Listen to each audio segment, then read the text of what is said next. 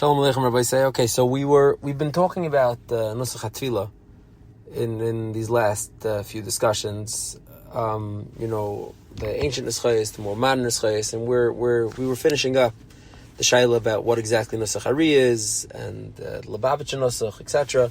And we're really rounding the corner to start discussing Nusach Ashkenaz and Nusach Sfarad, which is ultimately the most primary flashpoint of this discussion. But I just, as a call it like a nisbach of sorts, I just wanted to mention one particular detail of Nusach Ari that we didn't go into, and that's as follows. There is something called the Siddur Rashash. Now the Rashash is from Reb Shalom Sharabi, who was a Yemeni Makubal who came to Yerushalayim in the early 1700s. And his Nusach, now again, this is not something that's relevant to your average person. It varies from the Nusach Arizal in certain kavanas and certain details, from what we would call Nusach Ari today to Nusach Rashash. Now, if someone doesn't daven with Kabbalistic, intentions, so this is not. This is purely, I guess, academic and hypothetical. But nonetheless, an interesting discussion point. So we're not going to go into any detail as to what the actual chalukim are between, Kavanas Rashash and Kavanas Ari, and if there are chalukim, and are they, actual chalukim or just inferred chalukim. But let's just talk a little bit about the Rashash and his role in the perpetuation of the Kabbalas Ari, and maybe where the Rashash is different than other Mekubalim. So I just want to start a little bit with the Rashash's life. The Rashash it's a shaila if he was born in Sharab and then lived in Sana in Yemen, or he was born in Sana the whole time, where he emigrated from. His origin is a bit murky.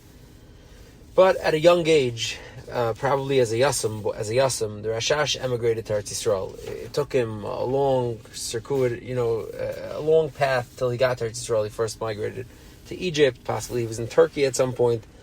Eventually he makes his way to Eretz Yisrael, to Yerushalayim. And in Yerushalayim at the time, there's a small cadre of Mekubalim, a small chabura of Mekubalim that are learning, I wouldn't say Kisvei Ari, but Kisvei Ari of a sort, meaning they didn't have all the full, Kisvei Ari that we have now from Ksav Yad, from Chaim Vital, and etc. But they had certain versions and maduras of it. Some of them had mistakes, some of them didn't have mistakes. And Kabbalah was a difficult and intense limud to try to figure out exactly what the Giluyim of the Arizal was and what Chaim Vital transcribed, what he wrote down. And it was, at that point, still much more murky what exactly the Teres Ari was. Now, in any case, there was a Kabbalah yeshiva in Yerushalayim called Beit El that was headed by Rosh Yeshiva of Gedalia Chiyun. I believe that was his name. And he headed this yeshiva in Beit El. Now, when we say yeshiva Beit El and Mekubalim, this is a small yeshiva. It had between 20 and 40 people, depending on different documentary evidence that you could look at, different tkufas in the yeshiva. Had between 20 and 40 Talmidei Chachamim who were learning in the yeshiva at the time.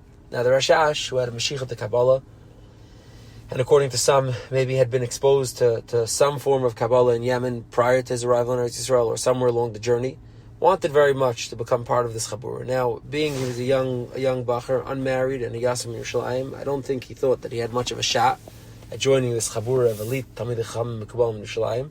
So he thought of a creative plan, a clever plan. And the Rashash approached Rav Gedalia Chiyun and suggested the yeshiva could use a gabbai, someone to keep the fire warm and bring tea to the limdim. Keep in mind, they were learning throughout the night, a lot of these Talmidei Chachamim. And the yeshiva could use like a custodian. And the Rashash presented himself as a young bacher. He said, maybe I'll be the custodian of the yeshiva, and all I request from you, Rav Gedalia, is just to allow me room and board in the yeshiva. Meaning he wanted to become like a fly on the wall in the yeshiva. Now, Rav Gedalia felt that this young Shalom Sharabi was harmless enough. He seemed to be a sincere and dedicated young man. And he took him into the yeshiva, Bichlal not thinking that he had anything to do with Limud Kabbalah Bichlal, just took him into the yeshiva to serve as a custodian, and Rav Shalom Sharabi flourished in this role. He would, with everyone being none the wiser, he would sit and listen in on their conversations. And during after hours, when the Beis Medrash was empty, he would quickly look up the conversations and read the Kisvei that were available. And he was blossoming into a creative and elite scholar of Kabbalah, right under their eyes without anybody knowing it. Now, there was a story that the yeshiva had a big debate amongst the Talmidei Chachamim as to what exactly had to be miyashev, a certain shvera shtickle in the Kisvei of Chaim Vital, and the debate raged on, and they weren't sure. And at the end of the day, they came to a conclusion. No one had a good pshat, and they rested. Now the Rashash, who had been listening all along and felt he had a good conclusion, he did like a Rashi story of sorts, and he quickly dog-eared the pages that were relevant and jotted down on a little sheet of paper which particular shtiklach one should look at that will guide them in resolving this discrepancy and figuring out what the real pshat is. He jots it down and he leaves it in Gedalia Chiyun's Kisvei Ari. Now the next morning he comes and he sees it and he's overwhelmed. They look into it and it seems to be really true, and it's a blitz, it's something very clever and new that's being used to explain the Ksavim over here. And Reb Gedalia starts asking around, who is the person that wrote this? Who could this be? Who wrote this? And everybody denies it's them, not me, and it's like a mystery. Nobody knows who did it. Until Reb Gedalia comes home, and he tells his family around the table that we were having a elite, discussion and had to understand the Ksavim, and nobody was able to come to a resolution. And at night, maybe a Malach, maybe a Eliyahu Hanavi, who knows? Somebody came in and wrote down, guided us. Maybe the Arizal himself came. Who knows? Who guided us in figuring out the pshat over here? Now, his daughter, his teenage daughter, was sitting at the table. She says, Abba, I think I know who it might have been.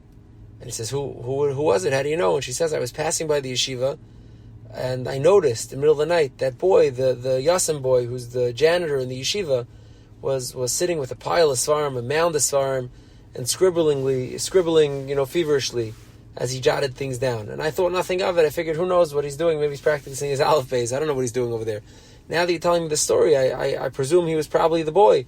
And Reb Gedalia runs back to yeshiva and he confronts Reb Shalom Shirabi and he says, was it you? And Reb Shalom says, yes, it was me, but I'm begging you, please don't out me, don't tell my secret. I'm just trying to learn over here, b'menucha. And Reb Gedalia Chiyun tells him, no, I think the time has come for your star to shine. And he outs him and he tells all the Talmidim that Reb Shalom Shirabi is secretly a great makubal, possibly more elite than all of them, possibly even more elite than Reb Gedalia Chiyun, the Rosh Hashiva.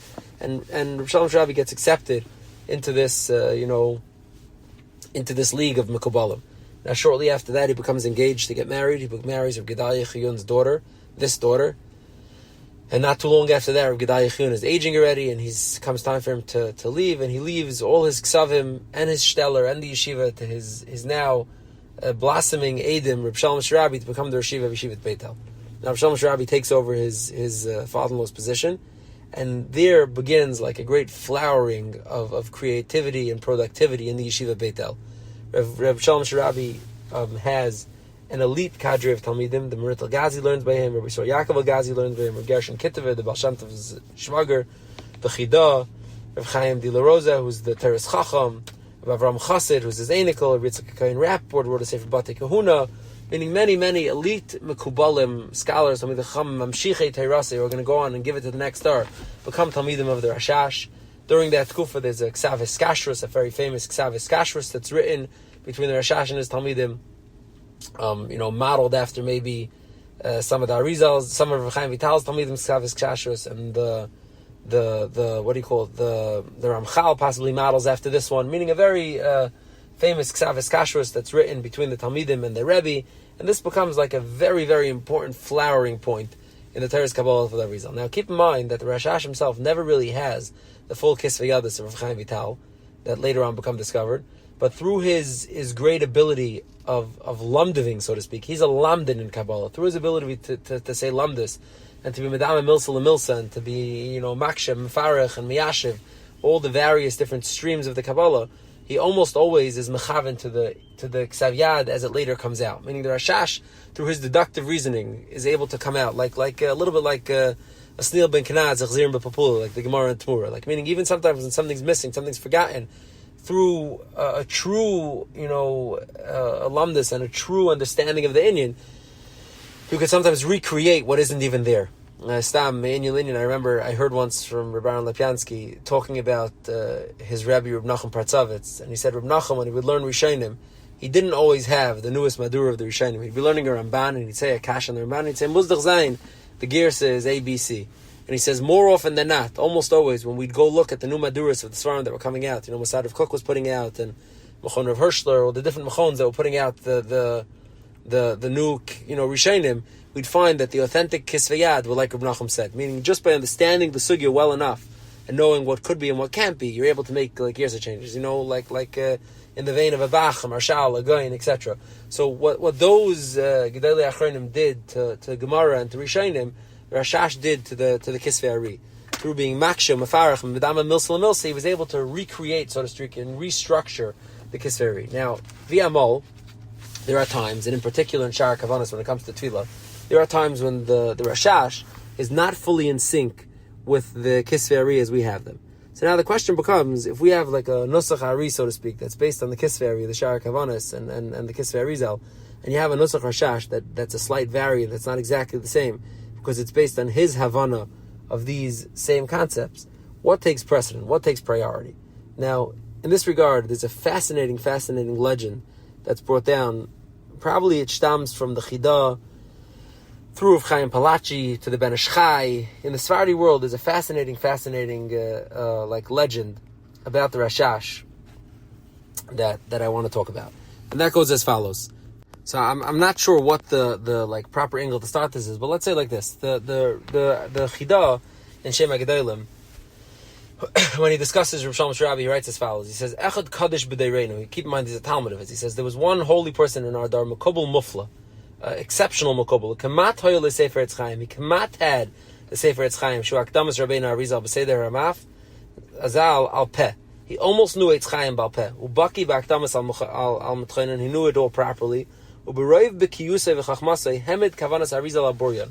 With the roiv b'kiyus and his chachma, he was able to be maimed the divrei Arizal al boryan. Kesidrasan v'ilchasan. Because of countries Galdol Shmei Recheves Hanar. So the Chidah is writing about Rav Shalom Sharabi, that with his Roiv Bekiyas and his Amkos, he was able to masada them, almost perfectly. Now the Chidah is alluding to the fact that the Rashash sometimes is doing things differently or being moisef new things that Arizal doesn't have. So he's saying that the Rashash had a certain Amkos and Yediyah that allowed him to extract this. Now, Rav Chai, the Ben Ish Chai in Shut Rav Pa'alim and Chelik Gimel and Siman Daled, he brings something as follows. Someone over there, the Shail asked him, what about things? Here's the Shail. I'll read the Shail. He says, Asher Sha'alta, Eich anachnu royim akdamas chadashes b'divrei Rabbeinu Rashash al shalinimtzu b'Sefer Rabbeinu Arizal. What do we do with things, hakdamas, that are in the Sefer Rashash?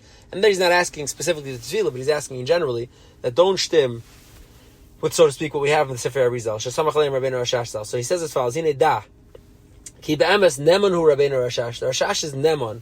He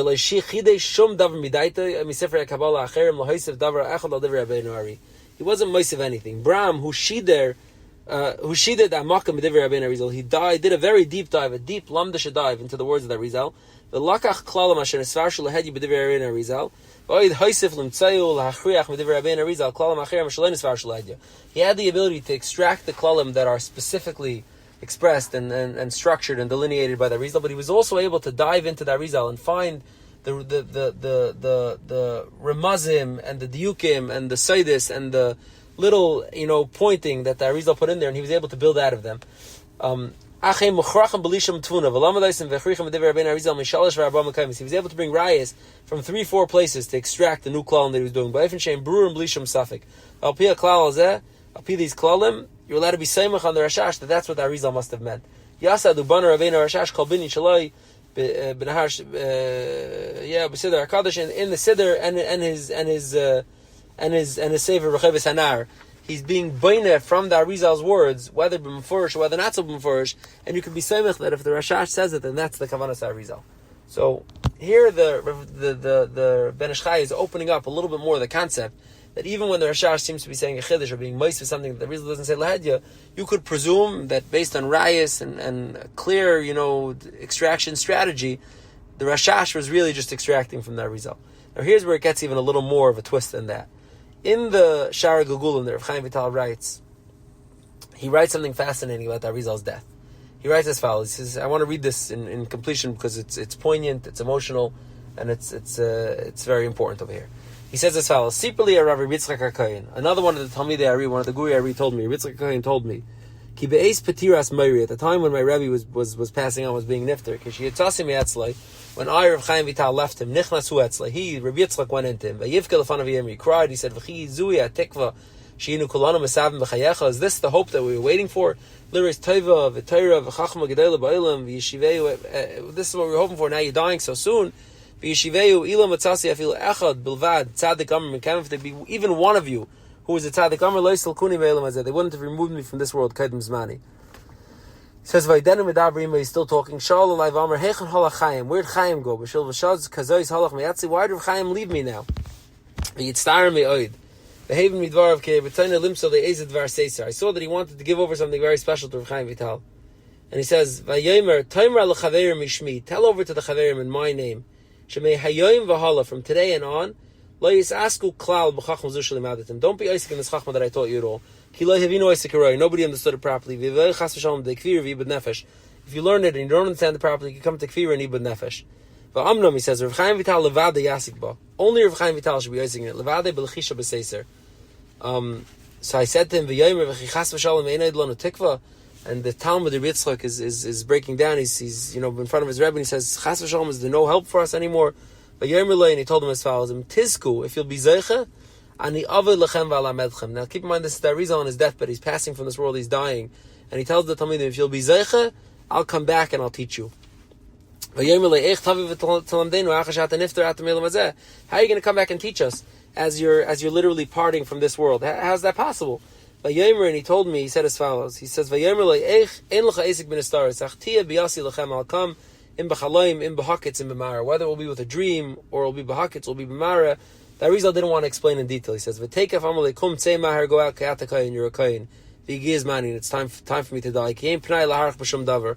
V'yatza mahar, Yitzchak went out right away. V'tarim shiyatzim miftan beisei habai, says, before he was even able to leave, crossed the threshold of the door, pasach piv v'yatza nishmasim v'nashika, zchusa yagen aleinu. And before Rabbi Yitzchak HaKayin was able to even walk out the door, the Arizal breathed his last breath, and he parted to the Elam Hamas. Now, in this cryptic little description of the Arizal's death, it seems that the Arizal was pledging to come back to the Talmidim one way or another. Now, based on this, Rav Chaim Palachi in his Sefer Techachas Chaim and Chelik Beis, he writes as follows. This is a wild chiddush. He says, "Hina metzina legadol b'Torah b'chasidim meforsim b'Kabbalah Rav Sar Shalom Zal, who means Rav Shalom Sharabi, Asher Amru Alav ki avtacha she'evtiach Rabbeinu Arizal l'Talmidim." They said about him. Chaim Palachi doesn't say where he's getting this Kabbalah from. He just says it exists. They said on him that the Arizal was maftiach l'Talmidim k'shay tayvel b'teichat tefillah k'shay lichu l'kayvrei shamalem em tizku avi elechem pamacheres ki balahem arav Arizal begilgul b'Rav Shalom Zal. Now this is a wild Messiah that Chaim Palachi is bringing down. He says mizak dibber that the Arizal said, and he's bringing a slightly different variant of the story that Arizal b'shas the tefillah told the Talmidim, not exactly the variant that's in the Shar Gulim from Chaim Vital. When he told his Talmidim that I'll come back and I'll teach you, it was Niskayim when he came back as a Gilgul in Rav Shalom Sharabi. And from here, many other Svarim bring down B'Shem Rav Chaim Palachi, B'Shem this Messiah. So Rav Chaim Palachi is the source of the Messiah, but then it's later quoted more widely that Rav Shalom Sharabi was a Gilgul of the Arizal, and therefore, so to speak, even if you see Chedushim in the Kisvei Rashash and the Recheves Hanar, and maybe in some of his Talmidim, in the Teres Chacham and others who are bringing things that are not mafurish in the Kisvei Yad of Rav Chaim Vital, so it doesn't seem to be exactly matching up with what the Arizal held. There's a Messiah to say upon him that the Rashash, being that he was a Gilgul of the Arizal, was able to say over things, and they have some sort of like originality, some sort of claim to being original, even though they don't mamish them. Now, Lichtmer and Cup, and I don't even know on what level we mean this, or if it's, who says it exactly. I'd have to look at it better. Lichtmer and Cup, there's such a Messiah also about the Machzis HaShekel being some sort of Gilgul, the Magen Avram, meaning that the Magen Avram is more of a cryptic sefer that's hard to understand, doesn't always explain exactly what it means, and Machzis HaShekel is much more ma'arich to explain it, but I don't remember who I heard it from or where I saw it, so, don't quote me on that. In any case, now, obviously, to say this, that he's mamash a Gilgul, and therefore his, Meseres HaTfilah, even if it doesn't shem with the Shara Kavanah, should take precedent over the Nusach Hari, is a very extreme chiddush, meaning to understand that it means literally, that it's like another version of the Arizal, mamash a Gilgul of the Arizal, and what he says is really like pesheni to the Arizal, and therefore it takes precedence over what the Shara Kavanah records. is a groisa chiddush, and l'chayra most the chida and probably the Ben Ish Chai explicitly, and in other places, the chida and maybe other talmidim clearly seem to say that when the Rashash is arguing head on with the Arizal, then the Arizal takes precedence. Meaning what's written in the Kisveri, the Arizal takes precedence. But al kapanim, it's interesting to note that there are some who seem to hold that the Siddur Rashash should be the ultimate Siddur Arizal. Meaning, even though the Siddur Rashash varies somewhat from the Kavanas Ari and it's not exactly the same, it should take precedent because it's so to speak, a Gilgul of the Arizal himself. So now, just putting this out there as like yet another version for a potential of a Nusach Hari. I'm not saying that this is something that's Muskim Lakol, that's well established. Obviously, this is a Chiddush, and to be naked it in any sense, Ladina would be a big Chiddush. I'm just sharing this as like an asterisk of sort to the discussion of the Nusach Harizal. Now, just just to finish up over here, there is yet another form of Kabbalistic, intervention in the Tefillah, and that is the Siddur Hashla. Now, the Shla is a Litvish person who emigrated to Eretz Yisrael, a tremendous makobel, and the Magen Avram, who becomes like the Paisik for the Chassidim, incorporates, all the Kabbalistic things that the Shla includes. But the Shla HaKadosh, probably the most important thing to him that he wanted to be published, and he wrote this in his tzavah to his children, meaning above everything else, the Shla wrote in his tzavah to his children that he wants them to publish his Biurei HaTfilah. Now, they were called Shara Shemayim, is what he called them. The Shla put in a country called Shara Shemayim, which is Biurei HaTfilah al derech HaKabbalah. It is not married specifically to Nusach Sfard or Nusach Ashkenaz. The Shla more than likely davened Nusach Ashkenaz himself and had these kavanas, and maybe certain little parts of the Tefillah he would change, to be Svardic or a different Messiah if he felt it was more authentic for kavanas Arizal. Maybe this is a precursor to what's later will become known as Nusach Sfard, which is 90%, 95% Ashkenaz with a little bit of Sfard mixed in. But the Shla in his Tava asked his children to publish the Sefer Shara Shemayim, which they did, and originally it was published not as a Siddur. It was published like in the back of a Siddur or independently, but over the years it morphed into a Siddur and it became a particular Nusach, and there's more than one version of it. So again, it's far from conclusive as to what exact Nusach the Shla would hold you should daven, and it doesn't mean that that's the authentic, Nusach HaShla or Nusach Hari or Nusach that it should have. Again, just another interesting outcropping of Nusach Hari or Nusach HaKabbalah is the Siddur Shla. Now, what's interesting from the Shla is that there are certain tefillas, like L'mashal the tefillah for Erev Chodesh Nisan or etc., that are the Shla's Chedushim, like we know, tefillas HaShla that are said different times over the year that come from this Shara Shemayim. So the Shla, even if you don't daven Siddur Shla always, the Shla's tefillas and his Siddur, his contribution to tefillah lives on in a Shav L'chol Nefesh Dik away. In any case, these are just some of the more off the beaten track expressions of Nusach Harizal. Mitzvah will continue with actual Nusach Sfard itself. Now, Nusach Sfard is a very interesting discussion. How it developed, who started it, the different rationales that are given. There's one given from the Rebbe Reb Meilech. There's one given from the Mizrach Magid, and the various chuvas that discuss it. So to be continued in Mitzvah in the actual machlekes lahalacha and the origin of Nusach Sfard and Nusach Ashkenaz.